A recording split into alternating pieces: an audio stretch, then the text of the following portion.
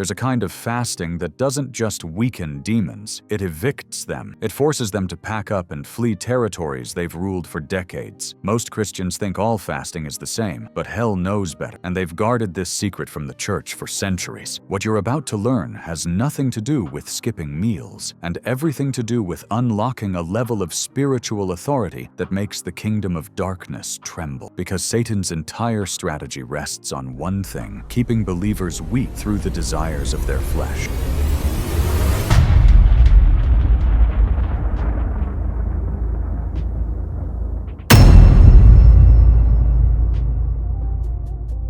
But once you tap into this type of fasting, that strategy collapses, and your breakthrough begins. Today, we're pulling back the veil to unveil these 4 fasting methods that make hell tremble. These are not just practices, they're divine keys to unlock victories that have eluded you for years. We'll dive deep into the spirit realm, backed by the unshakable word of God, to show you why fasting is the secret weapon of spiritual giants. From Moses to Daniel, from Paul to Esther, the heroes of faith used these methods to crush demonic forces, and you can too. So grab your Bible, open your heart, and let's discover the power that's been hidden from the church for too long.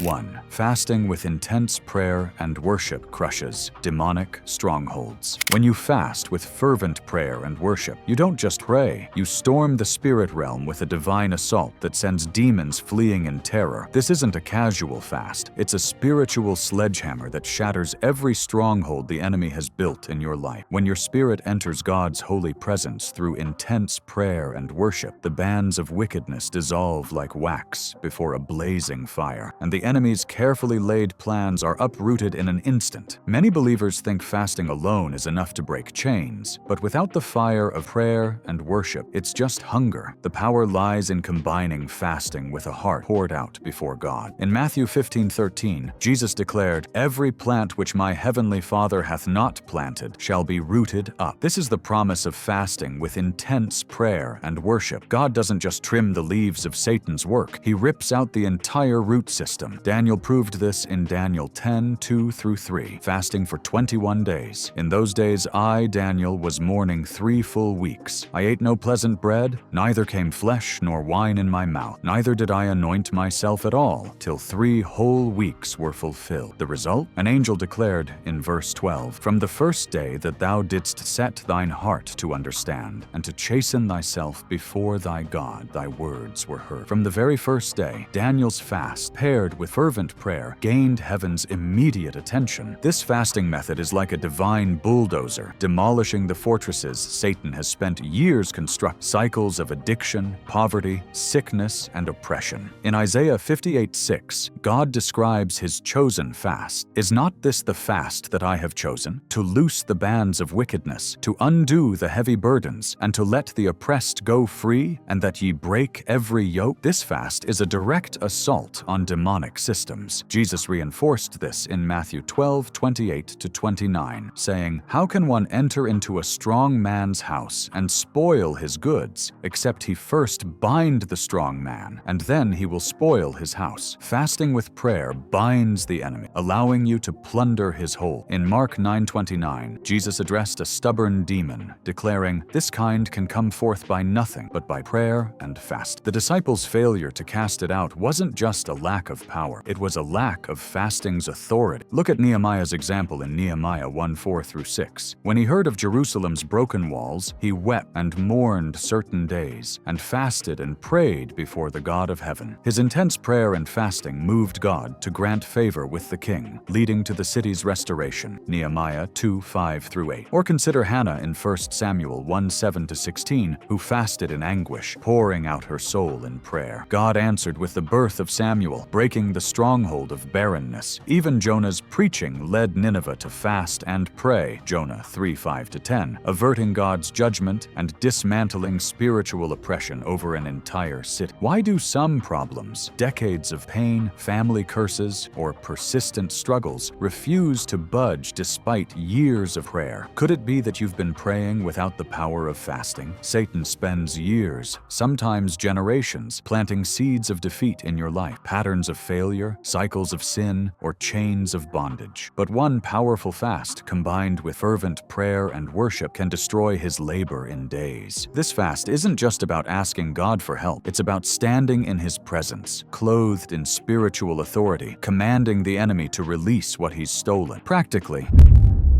how do you engage this fast? Start with a clear intention, maybe a 3-day fast, avoiding rich foods like Daniel. Set aside specific times to pray intensely, crying out to God with your whole heart. Incorporate worship, singing psalms or spiritual songs, letting your spirit connect with God's. Don't just fast in silence. Fill your fast with the sound of heaven. Why do some believers see no breakthrough? Because they fast without praying, wasting the spiritual authority God grants. When you fast with intense prayer and worship, demonic strongholds crumble, your spirit gains authority, and heaven uproots the enemy's plans. Your prayers become a battering ram, your worship becomes a weapon, and the enemy's fortresses fall. 2. Fasting with continuous praise creates an atmosphere demons can't survive.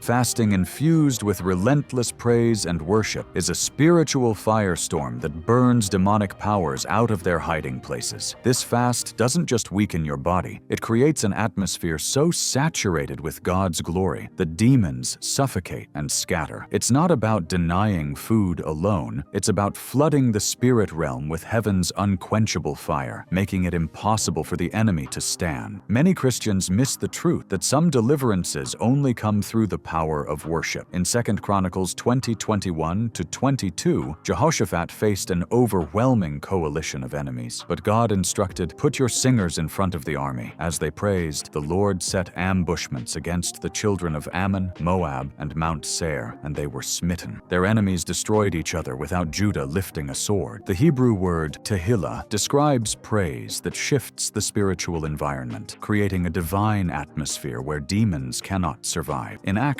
16:25-26, Paul and Silas, beaten and chained in prison, prayed and sang praises unto God. And suddenly there was a great earthquake, so that the foundations of the prison were shaken. And immediately all the doors were open, and everyone's bands were loosed. Their praise during affliction shattered every chain. Psalm 22:3 declares, "Thou art holy, O thou that inhabitest the praises of Israel." When you praise, God's presence descends, and demons cannot endure it. Psalm 149:6-9 adds, "Let the high praises of God be in their mouth, and a two-edged sword in their hand, to execute vengeance upon the heathen, to bind their kings with chains." Praise is a weapon that binds demonic forces. When King Saul was tormented by an evil spirit, David's harp-playing worship drove it away. 1 Samuel 16:23. In Joshua 6:20, the Israelites' shouts of praise after marching in faith brought Jericho's impregnable walls crashing down, a victory rooted in worship's power. Think of this fast as a spiritual inferno, incinerating the enemy's grip on your life. The enemy thrives in environments of despair, fear, or distraction, but praise-filled fasting creates a holy atmosphere that burns him out. Consider the early church in Acts 4:24-31, which, after prayer and praise, experienced a shaking of the place where they gathered, filling them with boldness to overcome persecution. Or look at Hezekiah in 2 Chronicles 29:25-30, who restored temple worship, leading to national revival and deliverance from enemies. Why do some battles linger, refusing to yield? Could it be your fasting, but not filling your fast with praise? This fast does two things simultaneously. It weakens your flesh through denial and strengthens your spirit through worship. When your flesh is subdued and your spirit is exalted, you operate from a place of authority that demons cannot challenge. Practically, during this fast, avoid distractions like TV or social media. Instead, play worship music. Sing psalms like Psalm 34:1, "I will bless the Lord at all times," or declare God's promises aloud. Every moment of praise is a moment of the enemy's defeat. How do you make this fast effective? Choose a duration, perhaps a day or 3 days, and commit to praising God throughout. If your fast fasting from morning to evening. Pause hourly to sing, pray, or read psalms. Don't let your fast be silent or passive. Let it roar with heaven's sound. Why do some believers feel stuck? Because they fast without worship, missing the atmosphere that drives demons out. When you fast with continuous praise, you create a divine environment where evil cannot stand. Your praise becomes a fire, your worship becomes a sword, and the enemy's chains melt away.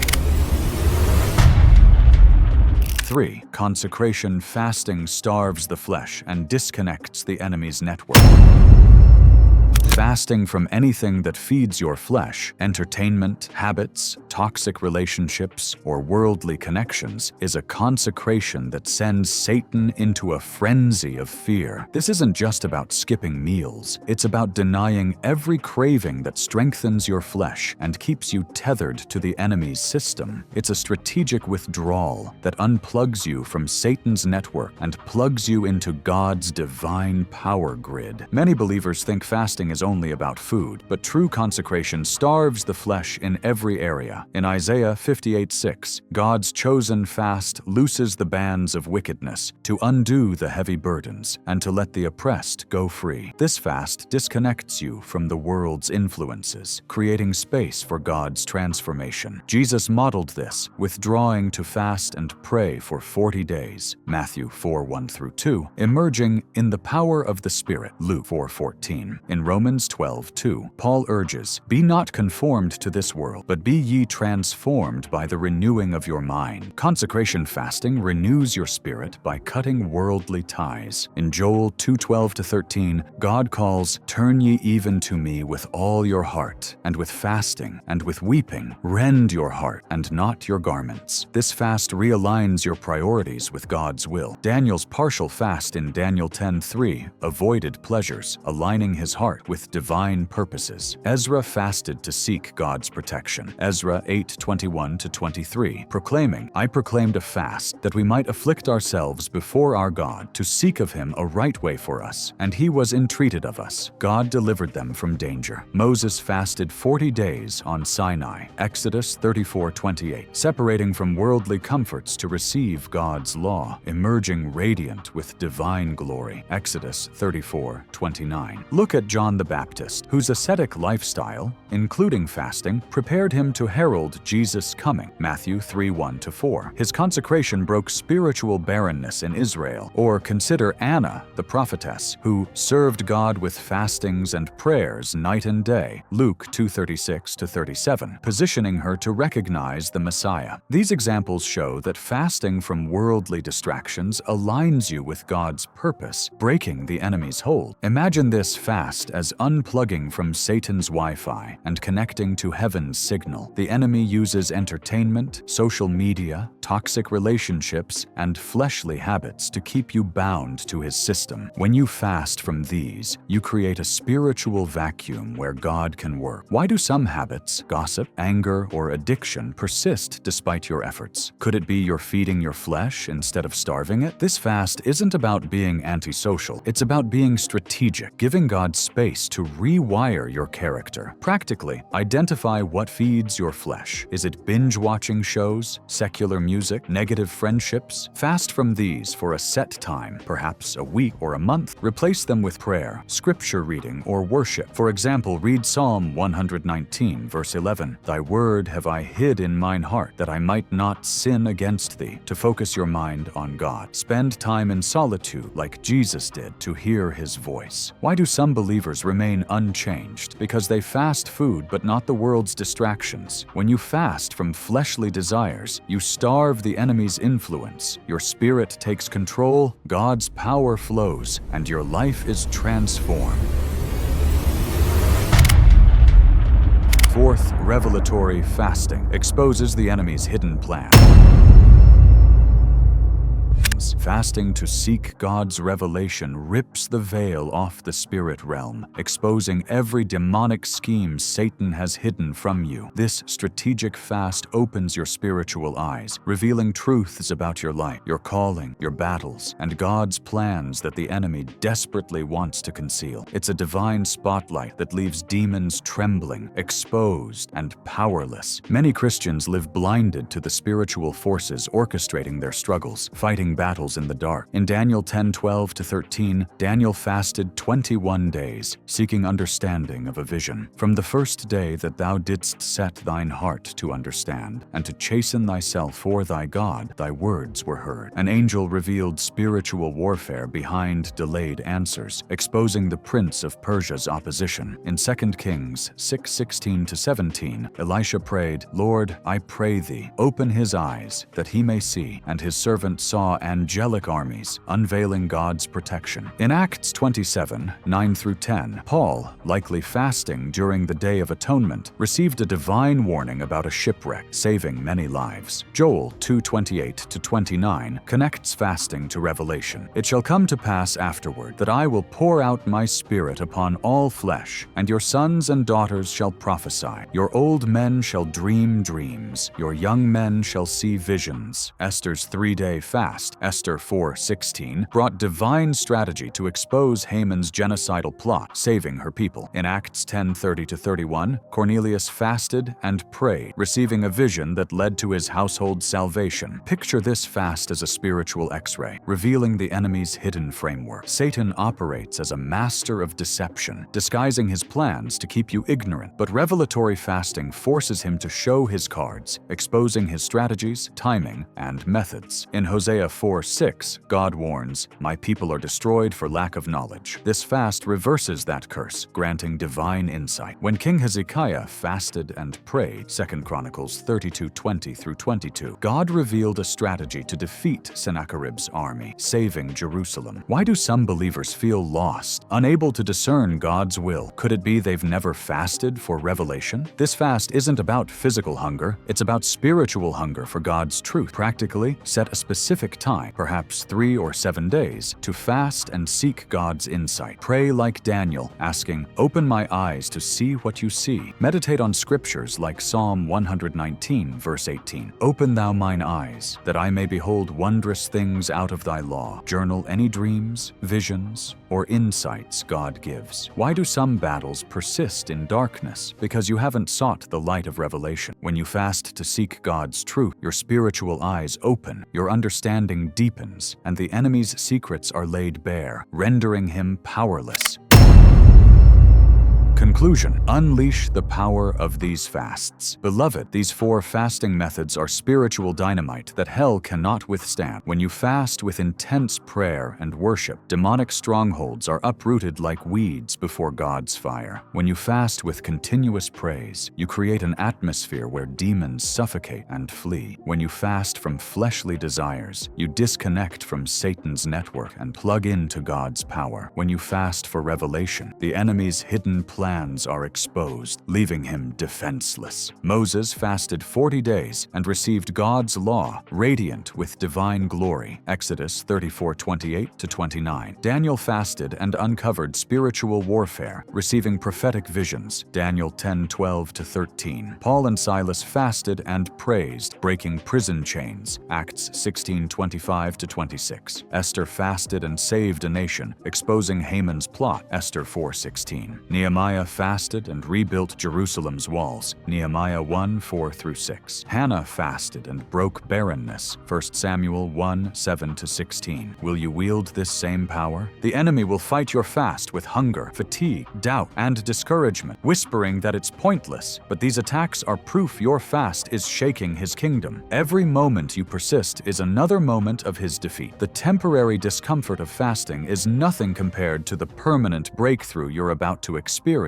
experience. Don't let fasting be a ritual. Make it a revolution. Combine intense prayer, relentless worship, radical consecration, and revelation seeking, and watch demons scatter like roaches in the light. Practically, start small if you're new to fasting. A 12-hour or 24-hour fast, focusing on one of these methods. If you're experienced, commit to a 3-day or 7-day fast, incorporating all 4 elements. Pray fervently, like Daniel and Nehemiah. Praise boldly, like Paul and Jehoshaphat. Consecrate fully, like Jesus and Moses. Seek revelation, like Esther and Elisha. Keep a journal to record God's answers and stand firm against the enemy's lies. If this video has ignited your spirit, subscribe, share, and let's awaken the church to the unstoppable power of fasting. Your next fast isn't just a discipline, it's a divine encounter that will destroy every work of the enemy and unleash God's purpose in your life. Thank you for watching, and may your fast become a spiritual explosion that changes everything.